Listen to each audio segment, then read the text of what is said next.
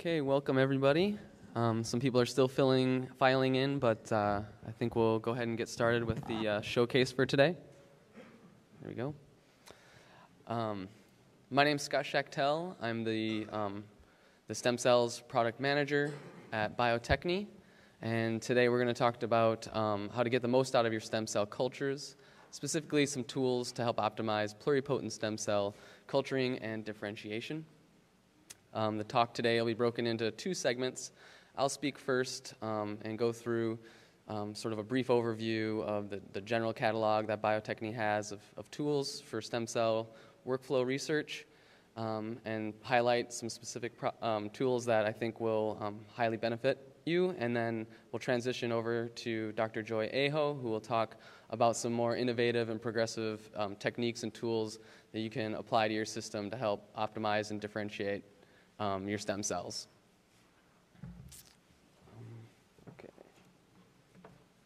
Okay, before we get started, I just thought I would give you guys a brief overview if you're not familiar with who Bio-Techne is.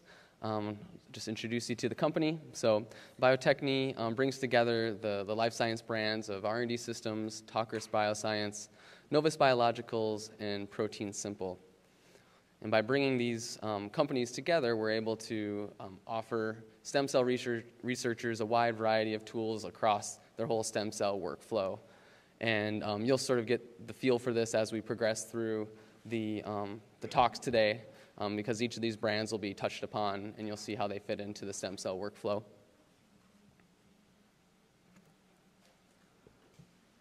This slide sort of exemplifies that a bit. So in general, stem cell workflow can be broken down into 4 general steps. So isolate and culturing the cells, verification or cell characterization, differentiation, and then investigation. And underneath the workflow arrows at the top here, there's a color-coded bullet points of sort of the general product categories that we have for tools for each of these workflow steps, from proteins and small molecules and media and cryopreservation media for isolating and culturing, to verification kits and single cell marker antibodies for verification, as well as media, growth factors, small molecules, and differentiation kits for differentiation, and then a wide variety of assays to assess your cells at the end of the differentiation or at any point during your stem cell workflow. So I'm going to take you through, highlight a couple of tools that I think will have the most likely potential to really benefit your cultures right off the bat. The first one I'll talk about can be applied in both the isolate and culture and differentiation steps of the stem cell workflow. And this is our N21 Max media supplement. So N21 Max is an optimized alternative to standard B27 supplements. B27 supplements have been used historically by neuroscientists to optimize their neural cell culture systems, but it's being adopted by many stem cell researchers now to enhance stem cell differentiation. So our N21 Max was optimized from the published recipes of B27 and NS21 to make a unique formulation that is highly nutrient-rich and serum-free. And then also one added benefit is that we produce this in-house, so we have strict quality control testing measures to ensure consistency across batches, because we know that this gets used a lot and you're using many batches and that you need consistency across the experiments. So I'll just take you through a little bit of data showing the performance of N21 Max. In this first set of data, this experiment was set up showing that N21 Max can enhance stem cell differentiation. So in this particular situation, human embryonic stem cells were being differentiated into pancreatic progenitor cells in media supplemented with either N21 Max here in green or the competitor B27 media in red. And when assessed for pancreatic progenitor cells using the PDX1 antibody on flow cytometry, we can see that the N21 Max cultures had a higher differentiation of PDX1 positive cells compared to the competitor. And this is just shown as a histogram over on the right here. In addition to the stem cell data, we have quite a bit of data looking at the performance of N21 max in neural cell cultures. In this experiment, embryonic day 18 rat hippocampal neurons were cultured in either N21 max or the competitor media, and then assessed for synapse formation using a synaptotagmin antibody, and visualized for synaptic puncta. And you can see in N21 max cultures, there's many more puncta, and they're more enriched and robust. So in addition to improved synaptic density, we also wanted to look at synaptic function. How does neuronal function work with N21 max as the supplement? Again, this situation is where embryonic day 18 rat hippocampal neurons were cultured in either N21 max or the competitor media supplement. They were incubated with SnaptoRed C1 from Tocriscreen Bioscience, which is a synaptic vesicle marker. And when we applied a depolarization stimulus to induce synaptic vesicle release so that SnaptoRed can be uptaken, and then we went back and quantified SnaptoRed uptake as an indicator of synaptic activity. We can look here, and we saw again that the SnaptoRed density of SnaptoRed puncta was again increased in cultures grown in the N21 max supplement versus the competitor. But I think even more importantly is the data showing that the intensity of the SnaptoRed fluorescence is much more robust in the N21 max cultures compared to the competitor, indicating a much more robust synaptic activity.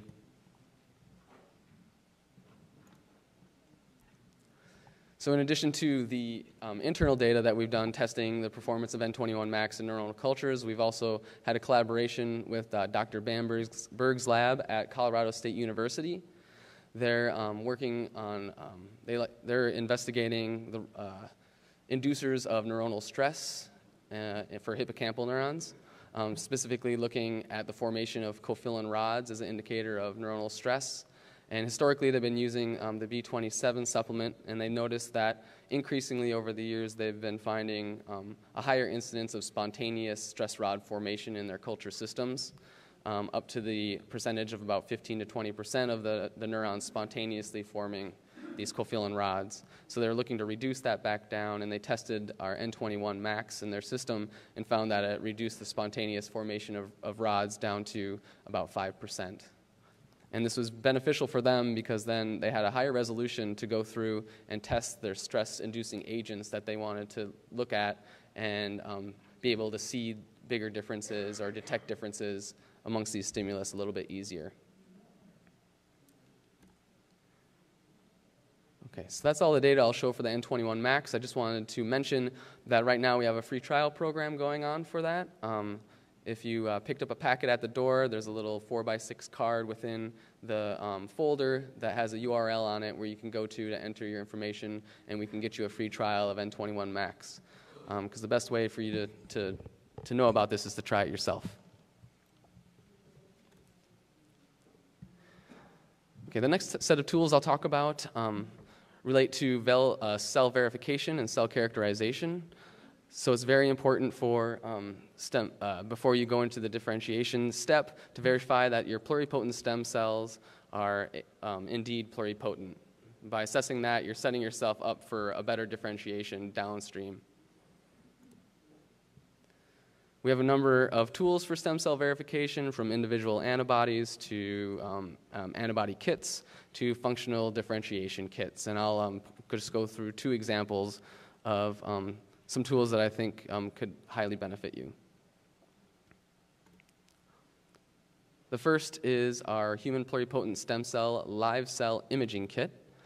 This kit consists of our GloLive live cell imaging antibodies, specifically GloLive antibodies for SSEA1, TRA160, and SSEA4.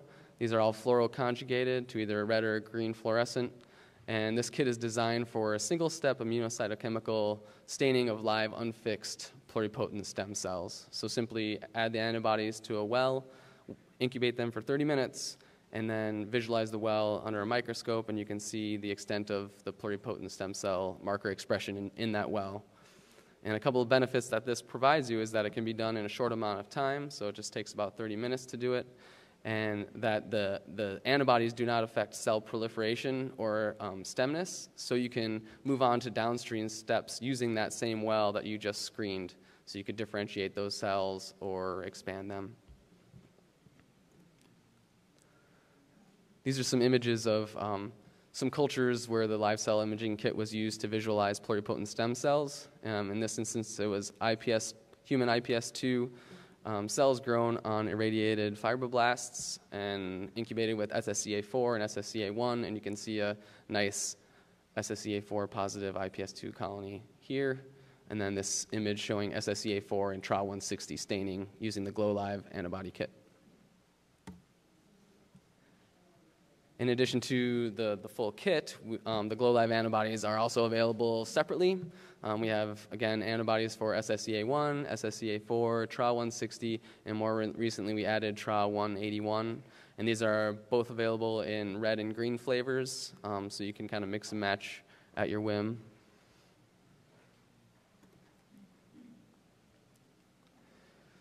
So to add another level of verification to your cell characterization above and beyond cell marker analysis, we have our human pluripotent stem cell functional identification kit. And this kit is designed to test the ability of pluripotent stem cells to differentiate into ectoderm, mesoderm, and endoderm, and it takes just 5 days to do so.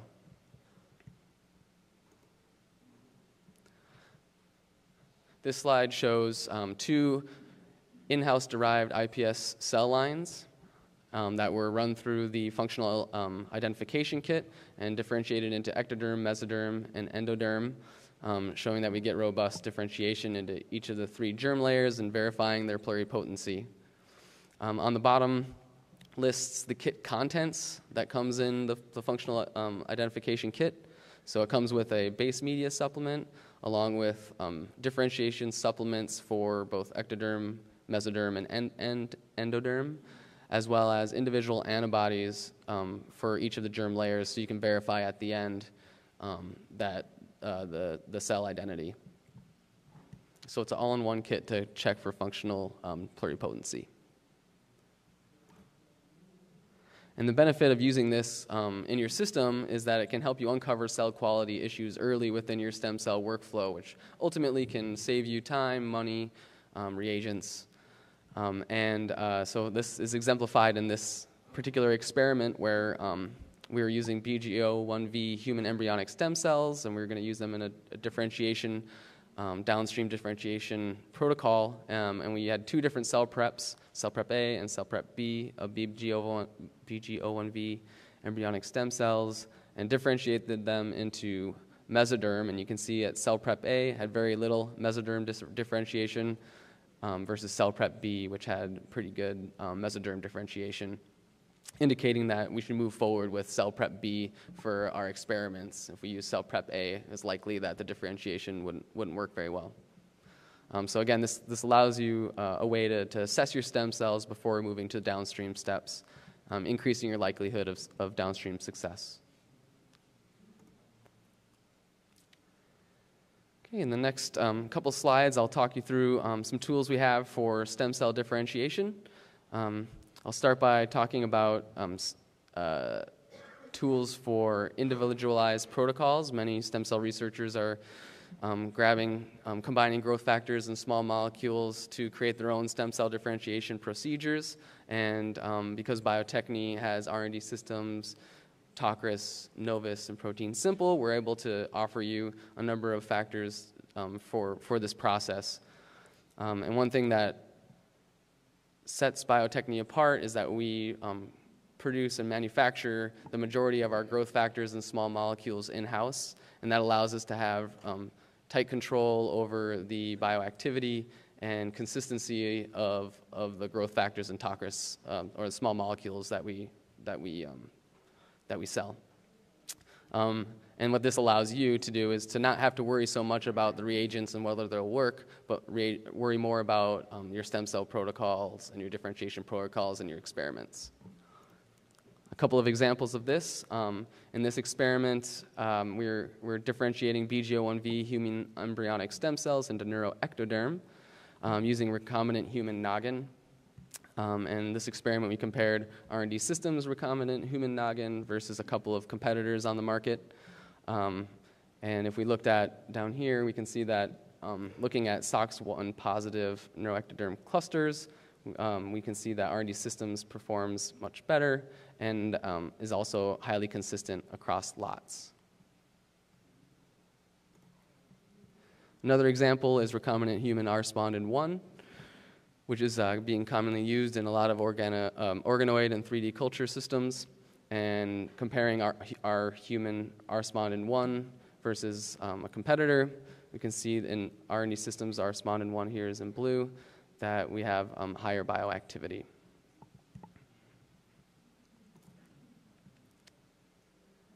Okay, we also offer pre-optimized differentiation kits.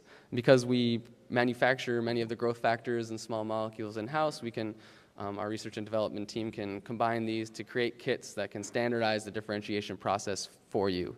And I'll just run through, the current selection actually is listed here. So we have kits for differentiating into endoderm, mesoderm, ectoderm, as well as more terminally differentiated cell types such as cardiomyocytes, hepatocytes, dopaminergic neurons, and oligodendrocytes.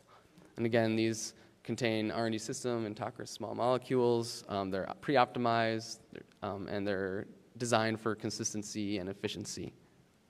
And I'll just walk you through a couple of the more recently released differentiation kits and show you some data.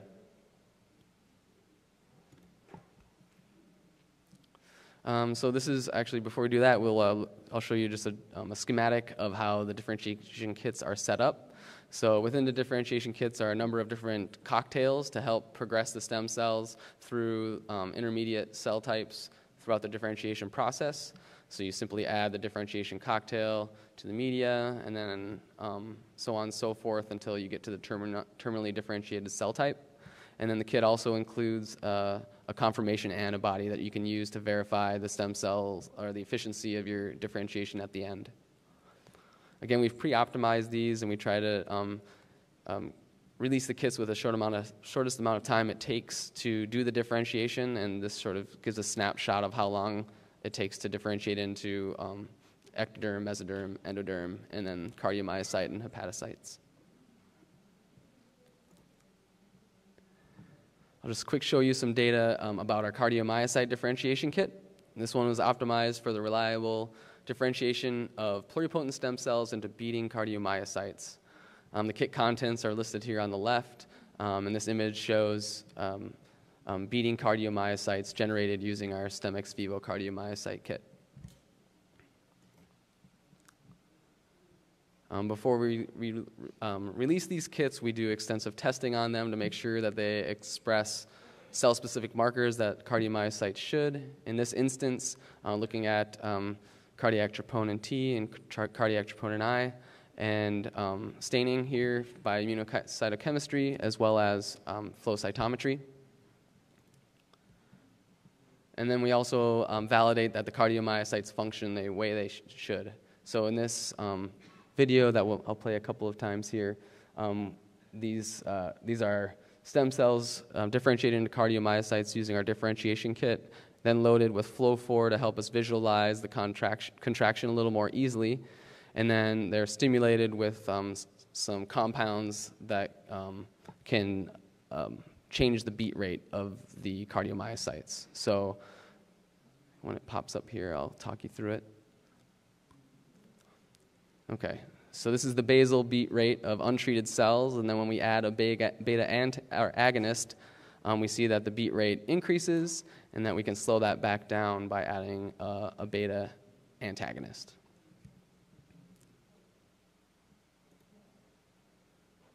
And I'd just also like to mention that we have a version 2 of the kit that's going to be released in the next coming months here, that we're designing to have a higher differentiation efficiency, as well as to be more uniform in its efficiency across different pluripotent stem cell lines.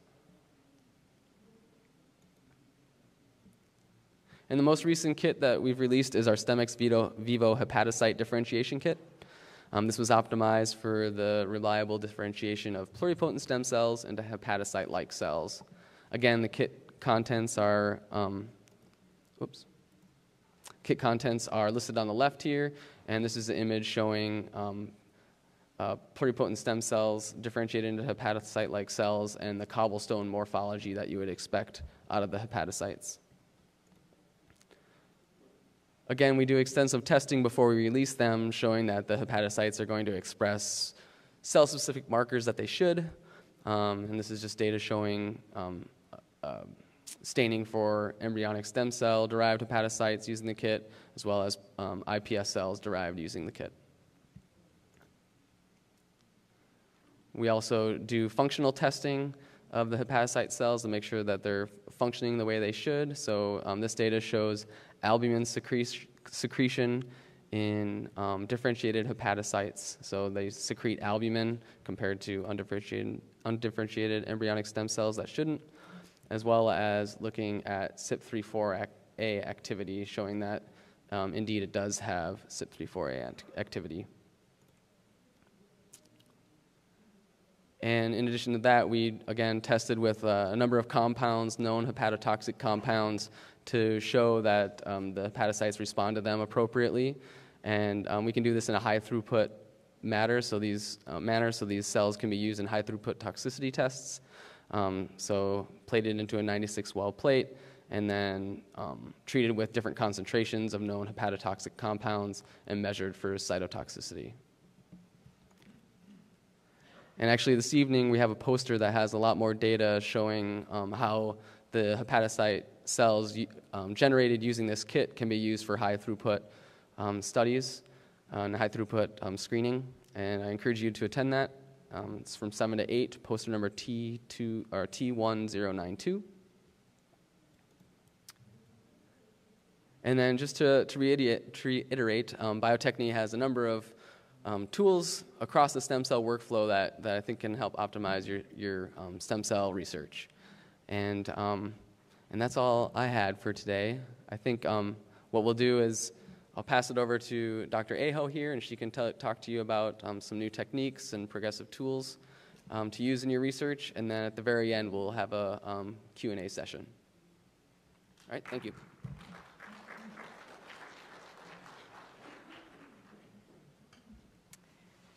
So thank you, everybody. So now I'm going to switch gears a little bit into some things that you maybe hadn't thought to use. And just kind of starting that with, as you all know, research is hard. We do it in our group as well, and it's can be very complicated and very difficult. And some of the areas that these difficulties can come from are in reagent preparation. Can be a huge pain, especially in stem cell research. You're using a lot of different factors. You might be buying them in bulk and having to aliquot and worry about freeze thaws and some of those type of things. Optimizing protocols. A lot of times this can be biased towards reagents that you might already have in the lab, and it can be difficult to access a wide range of molecules to be used in screening to be able to optimize these protocols. And then additionally, for characterization and investigating your stem cell and differentiated populations can also be difficult. It can be very labor-intensive, sample-intensive, and invasive of those populations that doesn't allow you to really look at the whole experiment as you're going through it, and difficult to detect heterogeneity. And so what I'm hoping is that some of the tools that I'll be talking to you about today will kind of hit on some of these pain points and help you guys out. So just getting back to that workflow that Scott already talked about, these are some of the tools that I'm going to talk about today. First in isolating and culture, talking about some of our new protein that we have, and then getting into the verification and differentiation tools. So I'm just going to start with talking about our ProDots proteins. So these are designed to help simplify cell culture media preparation. So what they are is our standard recombinant proteins that everyone knows and loves, just in a different format. So they're lyophilized in this adorable little dot that you can see here in the video.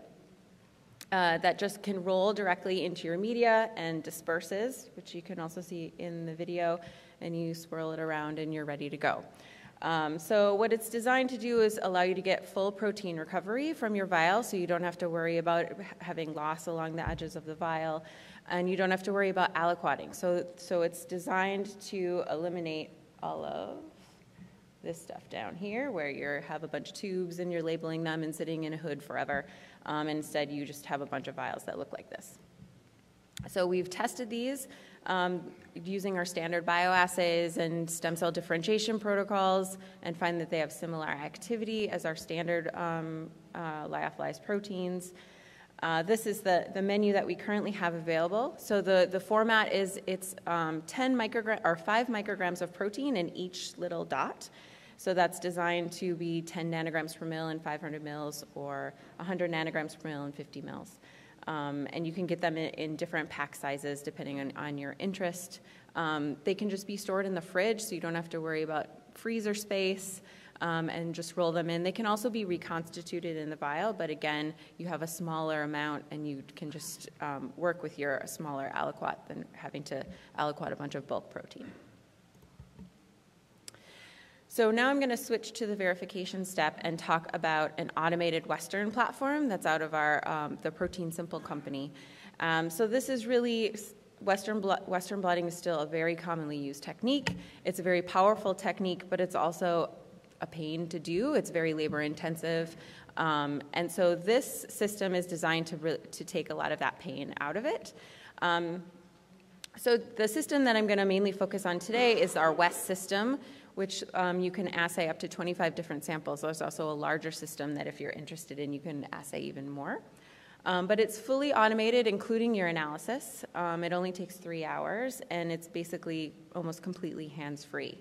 And you don't have to worry about having gels, blots, anything like that.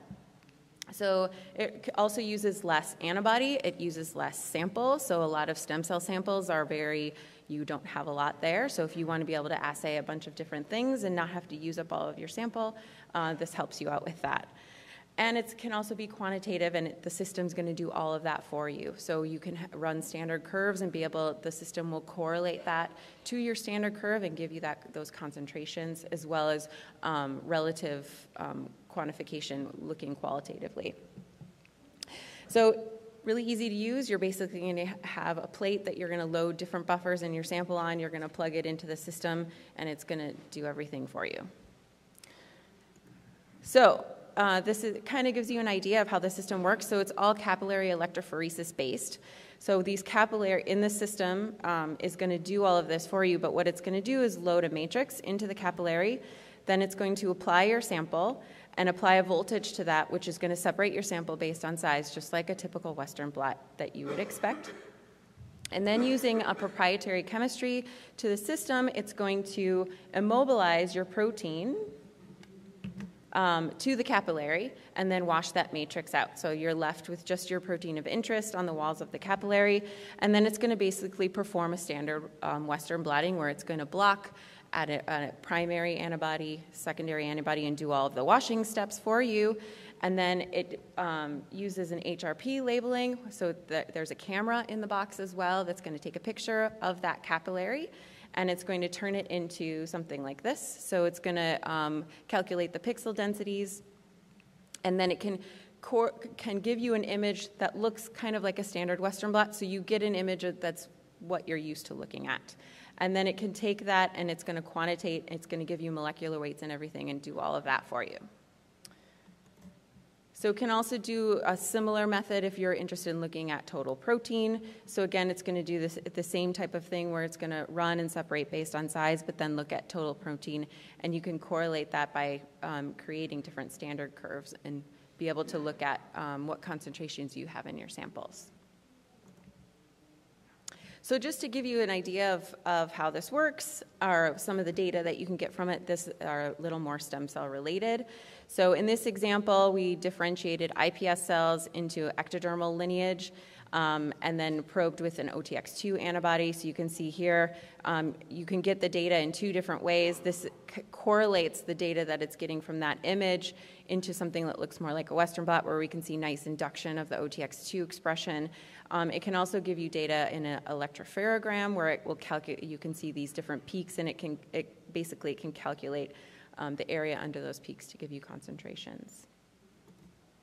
And this is another example, differentiating either into endoderm, hepatocytes, or cardiomyocytes, where we can see induction from undifferentiated iPS cells, and then we can see induction of the endoderm marker SOC17, AFP in earlier and reducing in later samples, and then cardiomyocyte induction of cardiac myoglobin. And we've now, R&D Systems and Novus have been validating their antibodies on this system, so there's a lot of antibodies that have been pre-optimized to work on the system to allow you to use it really easily. So save time. If you are interested in more information, I'm definitely not an expert on the system, but we do have experts here today that can talk to you more about the system and all of the different capabilities that it has. So now for differentiation, I want to talk about some work we've been doing and highlight some examples of a collaboration that we did using Tocriscreen small molecule panels. So as I'm sure you're probably aware that small molecules are now being very commonly used to optimize protocols, so they can enhance differentiation efficiencies and consistencies. They can help you investigate signaling mechanisms that are going on during the differentiation to really understand what's happening, and even optimizing your cell culture medias. And so Tocris has screening libraries available. So these are small molecules that are pre-dissolved to a 10 millimolar solution. Many of the compounds in the libraries are unique to Tocris, and they're in a really easy-to-use 96-well plate format that's compatible with liquid handling systems. And they have several different flavors available. The two that I'm going to talk about today are the epigenetics toolbox and the stem cell toolbox, but they're also open to making custom libraries if you're interested in particular molecules. So this is an example of a plate map. This is the stem cell toolbox. So they have a variety of tools that are commonly used in the stem cell field, and they correlate them based on the area that they're most commonly published in. And so I just wanted to show you an example of how these can be used. So in this case, we collaborated with a group at the University of Minnesota, Dr. Michael Kaiba's lab, and they were interested in trying to find compounds that could enhance embryonic stem cell differentiation into cardiomyocytes and skeletal muscle. So the way that this was done is they had a mouse embryonic stem cell line that had an inducible MESP1, and they treated these cells with the different compounds from the library and looked for enhanced differentiation. So this just gives you more of a visual idea of how the experiment was done. So under serum-free conditions, they can induce MESP1 by DOX induction at day 3. And then this is the type of differentiation they'll see. So you can see it's not very efficient. So staining for myosin heavy chain and myogenin. In cardiac cells, we get myosin heavy chain positive, myogenin negative little clusters, and then skeletal muscle are double positive. So we can then add the different small molecules from the screening pathway and get this type of data. So this was recently published in Stem Cell Reports if you're interested in more details. But here, so this is that same starting image when we're not adding molecules, and then they found a cluster of different molecules that greatly enhance the differentiation to cardiomyocytes. And if you're familiar with these molecules, you know that they're all in a very similar pathway as well, so they're all related to the TGF-beta pathway. And similar results were also obtained for skeletal muscle differentiation. So again, here's your baseline. And then we can greatly enhance the differentiation by adding this cluster of different molecules. And again, we were able to find that all of these molecules were in a similar Rho kinase pathway. So not only were we able to enhance the differentiation, but we can also get down into how we're enhancing that by looking at the signaling mechanisms that may be involved. So the second example I want to talk about highlights how you can use these to optimize your culture conditions. So again, this is again a collaboration with the same group at the University of Minnesota, where they were interested in enhancing satellite cell proliferation under serum-free conditions. So they have a PAX7 ZS green tagged mouse, and the PAX7 will mark the satellite cells that can be sorted out using flow sorting and then put into serum-free media containing different compounds. And in this case, we were using the epigenetics toolbox. So again, here's the plate map, and it's divided up into different epigenetic regulators. And then we can get data like this. So we have our serum containing control, our serum-free media, where we're scoring them based on cell confluency as well as the morphology of the cells. So we're looking for more round cells versus stellate or spindle-looking cells. And so we can see that different molecules will enhance these different properties that we're interested. For example, the pyroxamide greatly enhanced the percentage of round cells in the system. So I think these stem cell, the Tocriscreen toolboxes can be really useful as you're trying to enhance your own differentiation protocols and be able to investigate the signaling mechanisms involved in that process, as well as optimizing culture conditions. So finally, I'm going to focus on a couple different tools to allow you to investigate and characterize your downstream differentiations. And these are going to highlight some existing proteome profiler and Luminex multiplex assays, as well as highlight a new up-and-coming system, the Milo single-cell Western. So some of the disadvantages to current methods for cell investigation, and these are some of the most common methods that are used, are looking at RT-PCR. This is an invasive method, so you can't use your cells after you do this type of analysis. You're not looking at protein, and in general, although there's some systems available to get around this, it's more of a global, so you're not looking cell specific. A Western blot, again, is invasive, so you're losing your sample, and generally more of a global analysis. Immunocytochemistry, you're fixing your cells, so you can't use them after, and you can get a minimal number of analytes from a single sample, and again, flow cytometry is more invasive, so you're going to be losing those cells. So what I'm hoping is I'll tell you about a couple different methods that can get you around some of that. So this is talking about non-invasive multi-analyte cell analysis, and we're doing this starting with our proteome profiler arrays. So these arrays are membranes that are spotted with different antibodies, and they're spotted in duplicate, and you can there's a variety of different ones available. I just listed a couple of them over here. And it's basically like running a Western blot a whole bunch of different times, and then you can look at the analysis. And so what I'm going to focus on today is using this and using one of our larger arrays, which is the XL cytokine array, and to be able to look at the secretome of your differentiations and using that as a potential method to characterize the differentiation. So in this experiment, what we did is differentiated cells into hepatocyte-like cells, and we harvested the media at different key stages of the differentiation. So for endoderm, hepatic endoderm, hepatoblasts, and finally the hepatocyte-like cells. The media at each of these stages was run on the array, and we can look for qualitative differences of the secretion of different analytes within the samples. So this gives you, these are what the arrays look like, everything spotted in duplicate. We have different reference spots so that you know it worked. And then we can find different differences. So as we go through the differentiation, we can see an increase in chitinase-like 3. We can also see the opposite pattern. So here we're seeing a decrease in crypto-1 as we go through the differentiation. We can also, and you don't need to look at the details of this, but just to give you an idea of all the data that you can get from this. So here we can also look at differences between one cell line to another cell line as they go through differentiation, and be able to look at if you know that one cell line is able to differentiate really well and one isn't, and can you find different secreted molecules in the media that could help you assess that easier.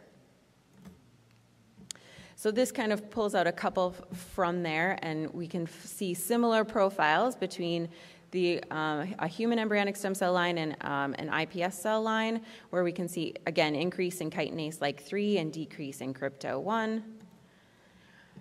So what we think is that this can provide a platform to look at analyte discovery that could help in your differentiations, but can we make it quantitative? So this is the arrays are a really nice way to kind of narrow down what you want to look at, and then you can come back and look at it more quantitatively. And in that way, we're using the Luminex platform to be able to do that. So in case you're not familiar with Luminex, it's a bead-based multiplex assay that's an ELISA sandwich format. So how it works is you have beads that have loaded with different fluorescent dyes, and you can get up to 100 different basically dye codes within that sample, and each bead is coated with a different capture antibody.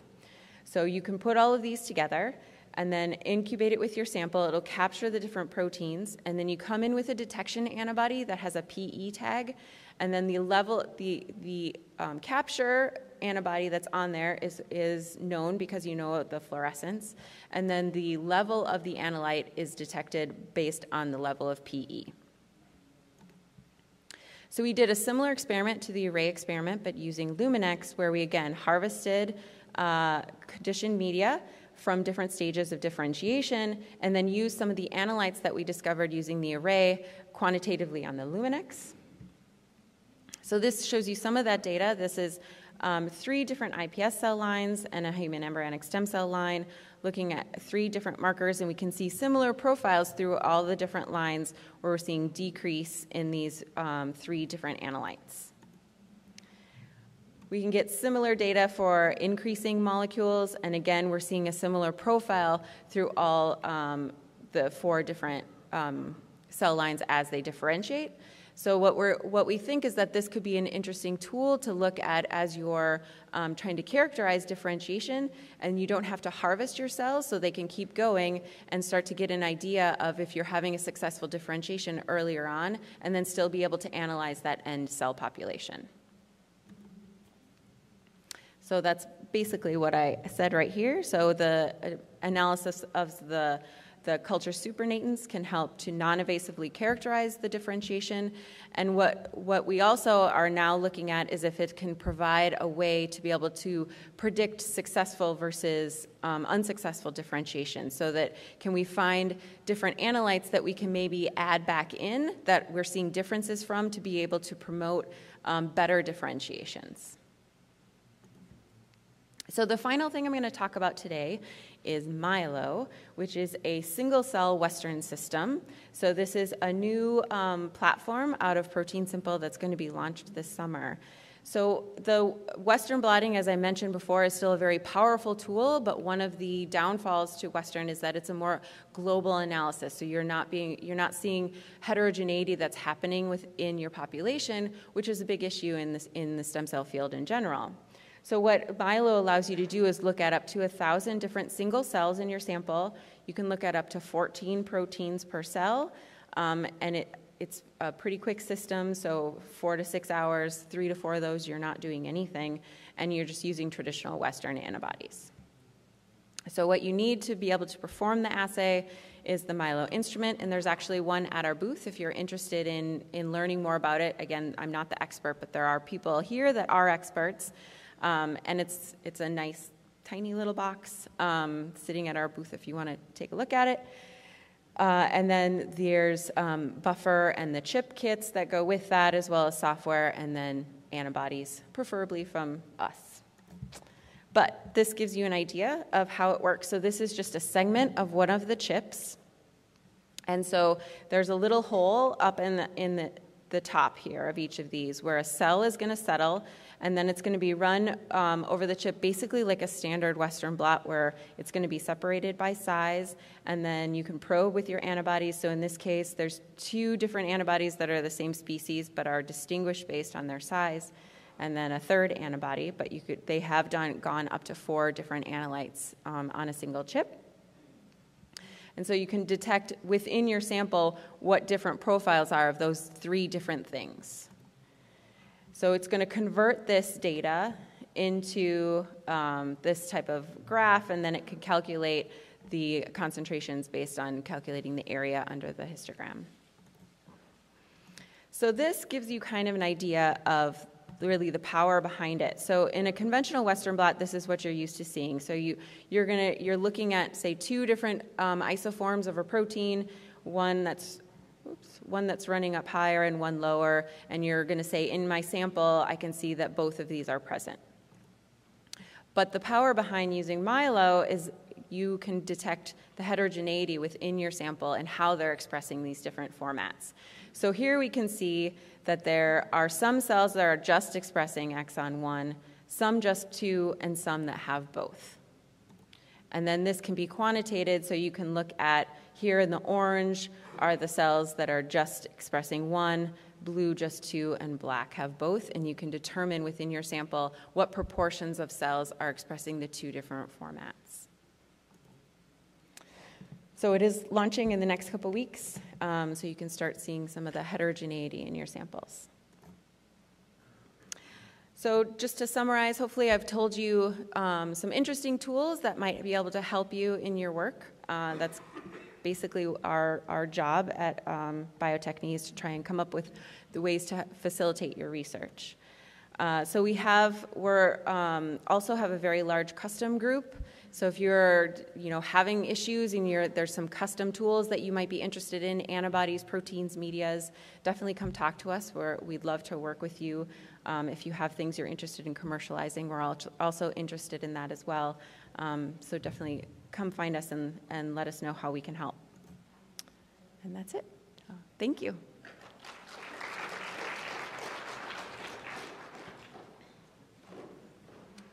I don't know if anyone has any questions, microphone, or you can just come and find us as well.